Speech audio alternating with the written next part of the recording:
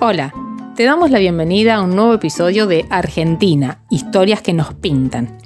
Hoy te contaremos la historia detrás de Las Nereidas de Lola Mora. Una obra de arte y un verdadero escándalo en una pacata sociedad porteña que no aceptaba el cuerpo humano desnudo, y mucho menos si era obra de una mujer que quería romper todas las reglas. En los próximos minutos te invitamos a navegar esta historia con nosotros. Relájate, tómate un mate y acompáñanos. La muchacha de negros ojos, de ensoñadora mirada. Ella tiene de Tucumán su tierra la cimbreante dulzura de la caña. Allí, un poco antes que el siglo, ha nacido Dolores. Dolores Candelaria Mora Vega de Hernández nació el 17 de noviembre de 1866 en El Tala, provincia de Salta. Pero cuando era muy chiquita, su familia se trasladó a San Miguel de Tucumán, y es por eso que siempre se identificó como tucumana.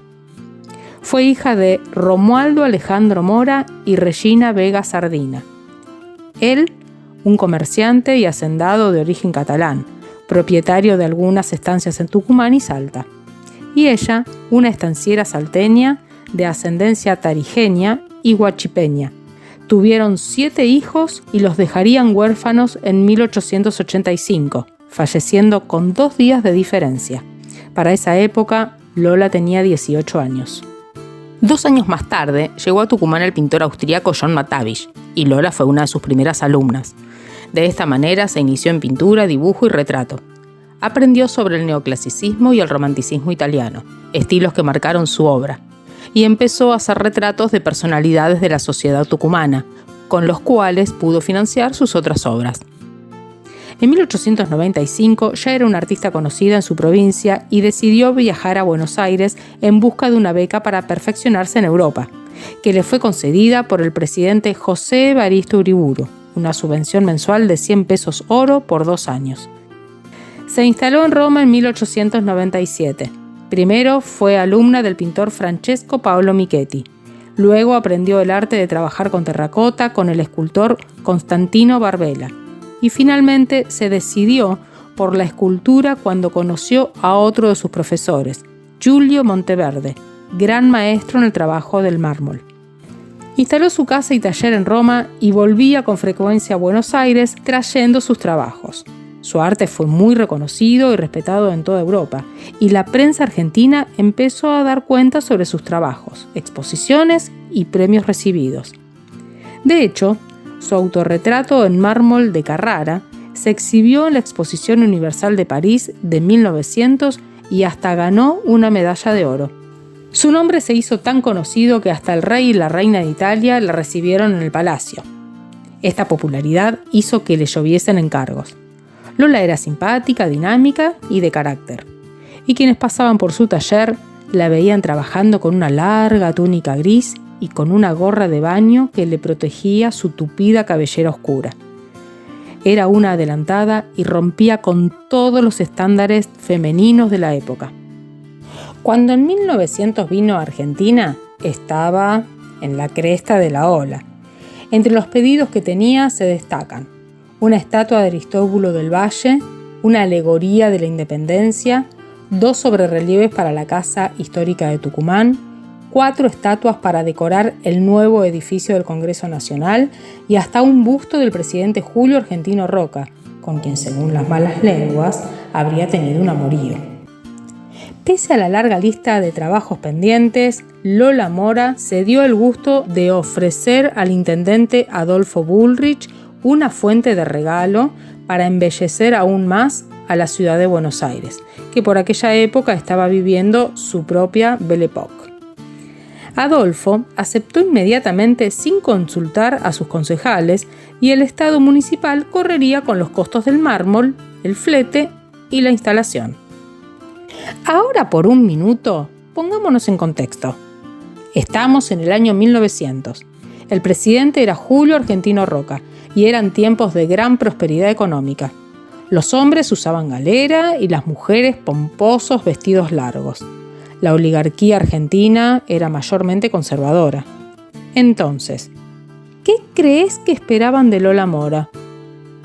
En realidad, cuando aceptaron el regalo del artista, los hombres de la política de ese entonces no se imaginaron que alguien tan frágil fuera capaz de concebir una obra monumental como la que hizo.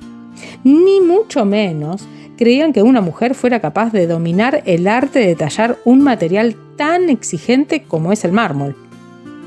Quizás sea por estos motivos que no pensaron que esa fuente pudiera ser una amenaza, y el primer lugar en donde pensaron ubicarla fue nada más ni nada menos que en un punto estratégico y vistoso, frente a la Catedral de Buenos Aires, en la Plaza de Mayo.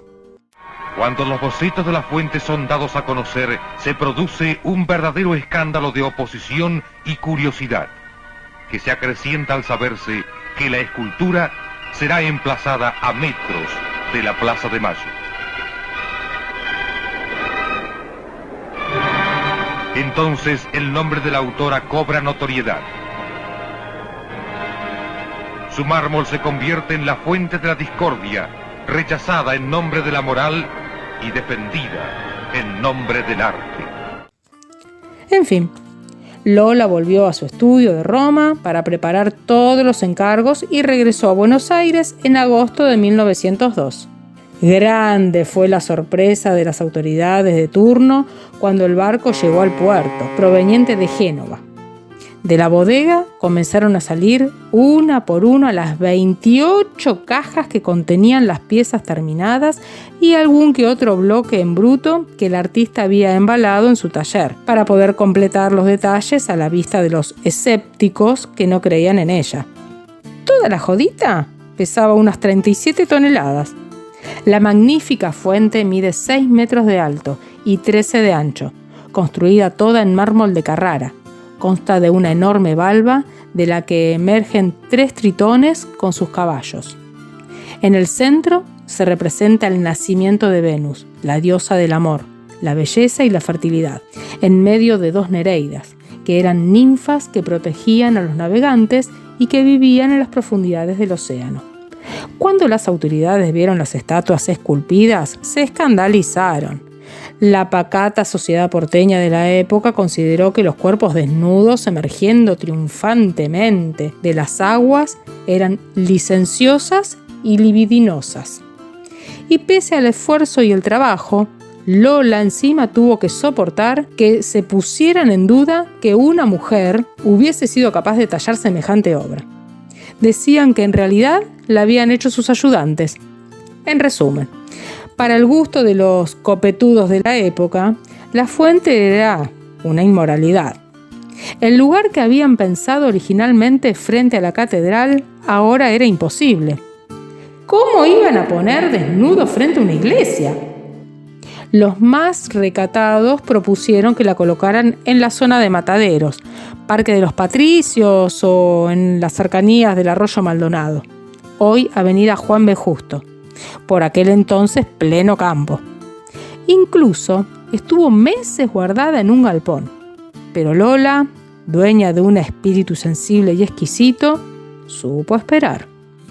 Después de un largo debate acerca de su destino, el expresidente Bartolomé Mitre intercedió para que la fuente se emplazara en el Paseo de Julio, entre Cangallo y Piedad, actuales avenidas Leandro de Alem, Perón y Sarmiento, muy cerquita de la Casa Rosada, y Lola Mora respiró aliviada.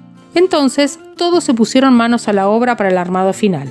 Y por supuesto, una vez más, Lola provocaría a la sociedad porteña dando órdenes a una docena de operarios y trabajando con bombacha de campo, que le facilitaba el movimiento sobre los andamios, lo que fue considerado por algunos como un nuevo agravio a la moral, razón por la cual decidieron rodear el lugar de trabajo con una cerca de madera. Así y todo, en alguna que otra oportunidad hubo algún colado que se escabullía para dañar los bloques de mármol. Y finalmente llegó el 21 de mayo de 1903, día de la inauguración. Fue un acto modesto, pero contó con la presencia de funcionarios municipales, algunos senadores y diputados nacionales. Curiosamente, o quizás no tanto, no estuvo presente el presidente Roca, amigo y protector del artista, pero sí un gran grupo de seguidores y seguidoras. Sobre la fuente hubo opiniones de toda talla. Los conservadores estaban a la orden del día, pero las peores vinieron del anarquismo, que hablaban de Lola Mora como alucinada de los falsos ídolos y puesta al servicio de una sociedad degradada. Y pese a que fue instalada e inaugurada, la controversia no se terminaría acá. Pero no nos adelantemos. Para esa época, mientras en Argentina se cuestionaba la genialidad y la moralidad de Lola Mora, en Europa le ofrecían esculpir una estatua de la reina Victoria para ser emplazada en Australia y del zar Alejandro I para colocar en Rusia. Pero rechazó ambos encargos millonarios porque requerían adoptar la ciudadanía británica o rusa respectivamente, y para ella esto era inaceptable. En mayo de 1909 firmó el contrato para desarrollar el colosal proyecto al Monumento a la Bandera en Rosario. Y ese mismo año, el 22 de mayo, se casó con Luisa Hernández Otero, de 27 años, discípulo y ayudante en el taller del Congreso. Ella tenía 43 y en el acta asentaron que tenía 33, para que la diferencia no fuera tan notoria. Pero el matrimonio no fue feliz y duró tan solo 5 años. A partir de 1913, su vida artística empezó a apagarse. Si la sociedad de 1902 había sido dura y conservadora con su obra, ahora era implacable. El puntapié lo dio el diputado Luis Agote, quien criticó las horribles estatuas esculpidas por Lola que coronaban la entrada al Congreso, diciendo que eran de muy mal gusto para el arte. No logró que las sacaran, pero a Agote lo sucedieron los nuevos legisladores venidos del radicalismo y el socialismo, que no perdieron oportunidad de criticar todo aquello que viniera del antiguo régimen de partido único. Lola Mora, quien siempre estuvo amparada por Roca y Mitre, cayó en la volteada, y su obra en el Congreso fue retirada. Entonces fue el contexto perfecto para volver a cuestionar la famosa fuente de las Nereidas. Resurgieron las presiones y las críticas de obscenidad e inmoralidad, hasta que finalmente en 1918 la municipalidad porteña decidió trasladarla a su emplazamiento actual en la Costanera Sur, y así la corrió del centro porteño, más alejada de las miradas de los censores. El reconocido paisajista Carlos Tais estaba encargado de diseñar el balneario de la Costanera Sur, y la fuente fue trasladada al lugar que ocupa actualmente con la supervisión y los gastos a cargo de la propia artista. Pasarían 14 años para que la municipalidad porteña devolviera a Lola Mora la suma que había gastado en la mudanza. Y al respecto, la artista dijo: "No pretendo descender al terreno de la polémica, tampoco intento entrar en discusión con ese enemigo invisible y poderoso que es la maledicencia. Pero lamento profundamente que el espíritu de cierta gente, la impureza y el sensualismo hayan primado sobre el placer estético de contemplar un desnudo humano, la más maravillosa arquitectura que haya podido crear Dios". Y así, sin amigos en el poder y sujeta a las críticas, los contratos se fueron cayendo. Debió vender su taller en Roma y volvió a instalarse en Argentina. Acá puso sus energías en el Monumento a la Bandera, pero el proyecto también naufragó y las esculturas que había hecho las emplazaron en la Plaza Belgrano y con el tiempo fueron distribuidas en la ciudad de Rosario sin ningún criterio. Finalmente, un decreto del presidente Alvear de 1925 declaró rescindido el contrato. Golpe tras golpe, Lola abandonó la escultura, pero no las ganas de trabajar. Impulsó un dispositivo llamado cinematografía a la luz, que permitía ver cine sin necesidad de oscurecer una sala, pero no logró introducirlo en el mercado. Viajó al norte del país llevando nuevos proyectos. Primero a Jujuy, donde en 1923 fue nombrada escultor encargado de parques y jardines y paseos. Y a Salta, a finales de 1924, para comenzar exploraciones geológicas. Y hasta participó como contratista en el tendido de vías del tren a las nubes. Con la salud deteriorada, en 1932 volvió a Buenos Aires a vivir al cuidado de sus sobrinas. Le costaba caminar, divagaba y perdía el conocimiento.